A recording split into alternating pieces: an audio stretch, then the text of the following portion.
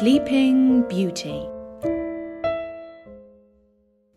Once upon a time, there lived a king and a queen who had no children. They were so sorry about having no children that I cannot tell you how sorry they were. At last, however, after many years, the queen had a daughter. There was a very fine christening for the baby princess. The king and queen looked throughout the kingdom for fairies to be her godmothers, and they found 7 fairies. Each fairy godmother was to give the princess a gift, as was the custom of fairies in those days. In this way, the princess had all the perfections imaginable.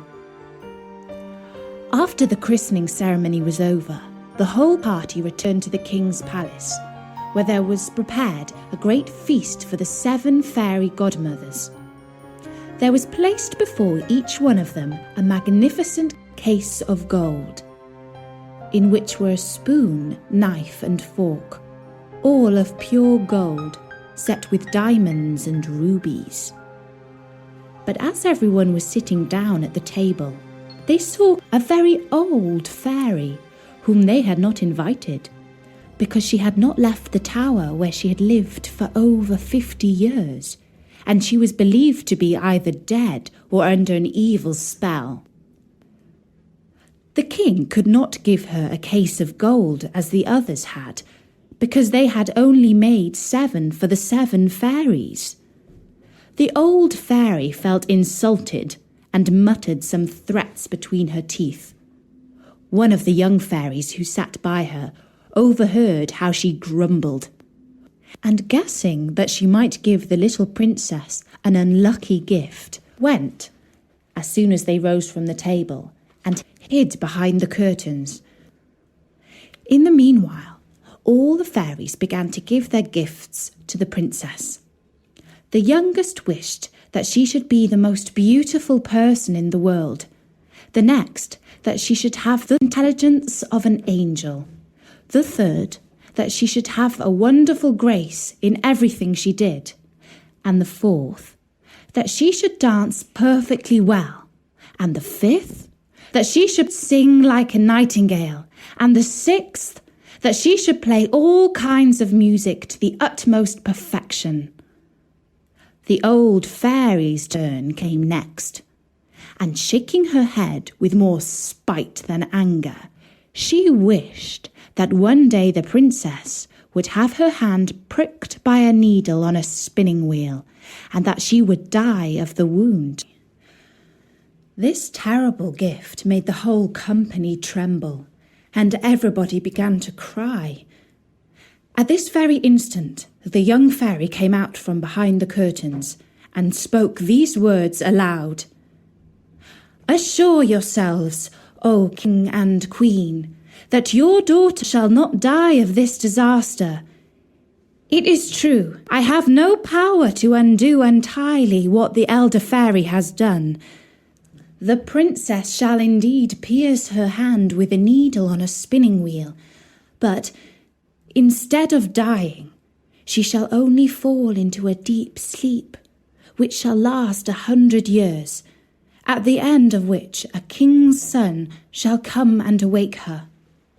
The king, to avoid the misfortune foretold by the old fairy, immediately made a law by which everybody was forbidden, on pain of death, to use a spinning wheel, or to have any spinning wheel in their house.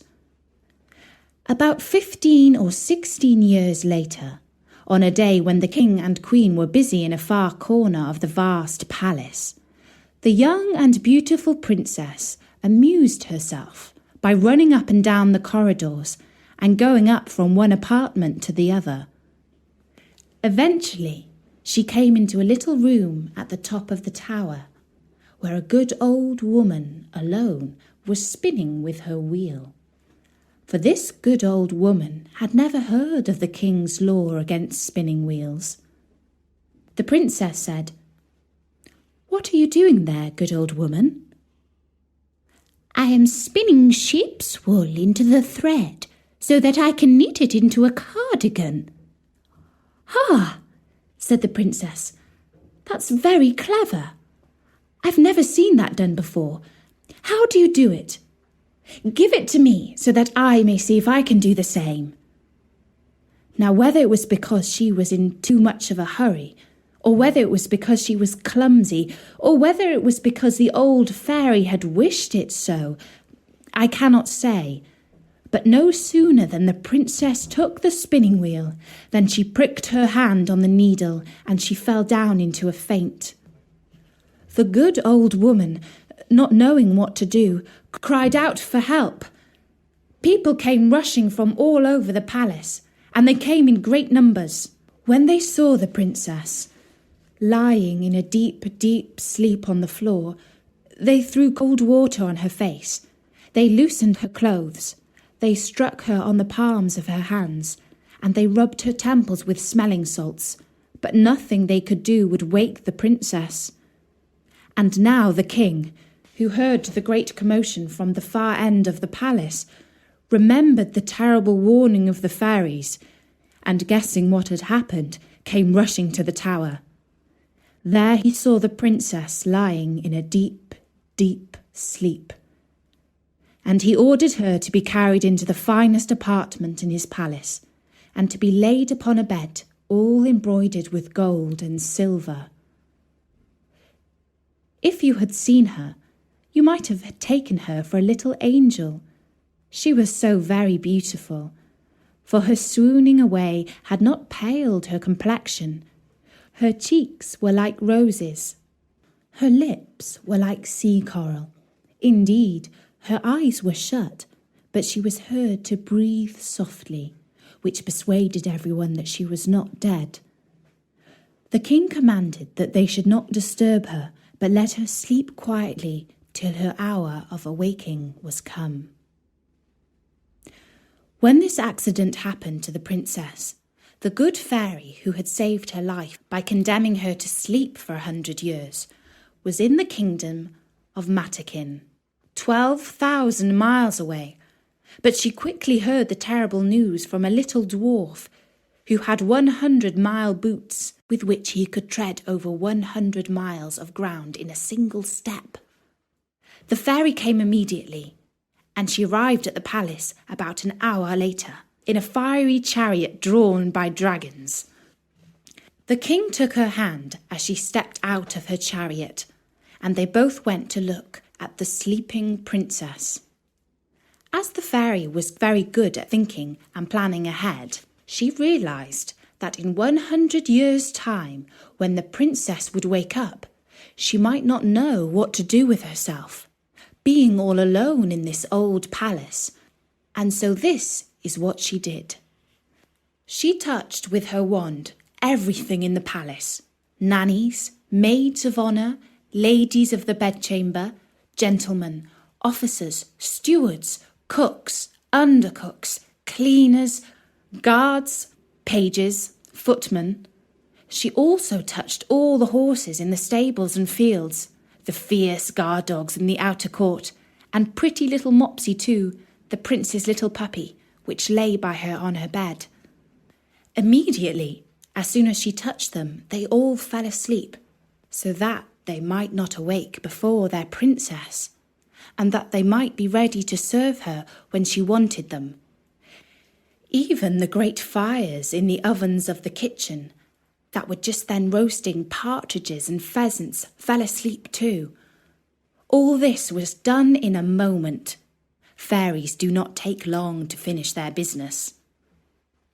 And now the king and the queen, having kissed their dear child without waking her, went out of the palace and made an order that nobody should dare to come near it. This, however, was not necessary, for in a quarter of an hour's time there grew up all round about the palace grounds such a vast number of trees, great and small, bushes and brambles, entwining one another, that neither man nor beast could pass through, so that nothing could be seen but the very tops of the towers of the palace.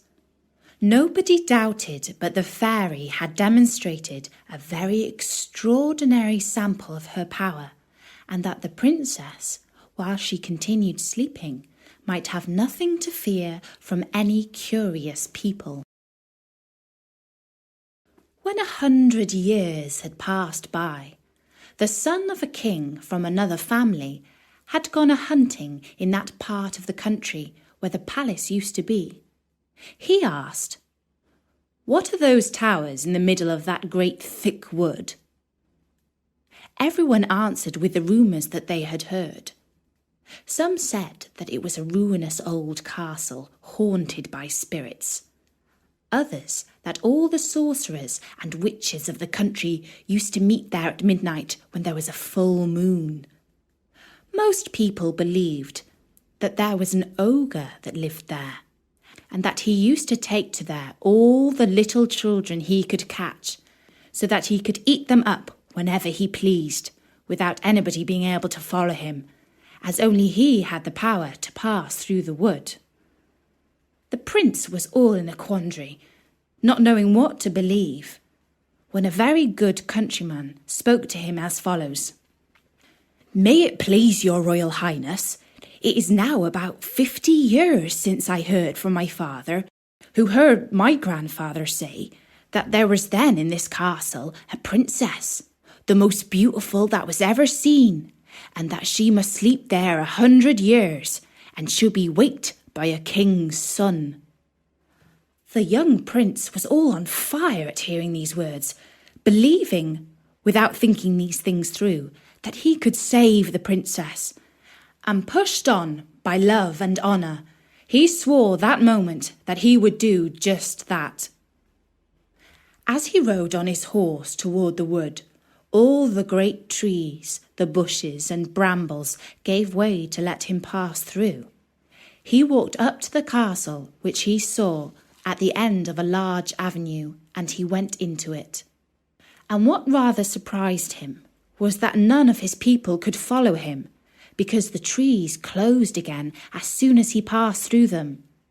However, he did not stop. A young and amorous prince is always brave. He came into a wide, wide outer court, where everything he saw might have frozen the most fearless person with horror. There was a most frightful silence. The image of death everywhere showed itself, and there was nothing to be seen but stretched out bodies of men and animals, all seeming to be dead.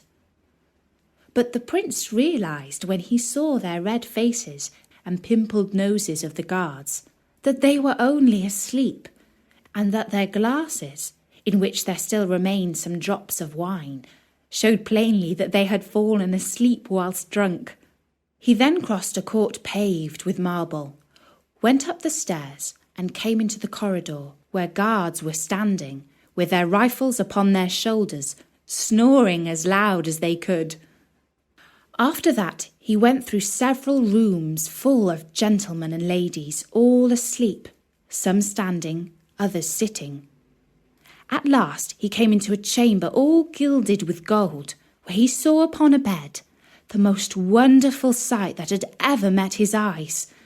A princess, who appeared to be about 15 or 16 years of age, and whose bright and rosy beauty was quite angelic.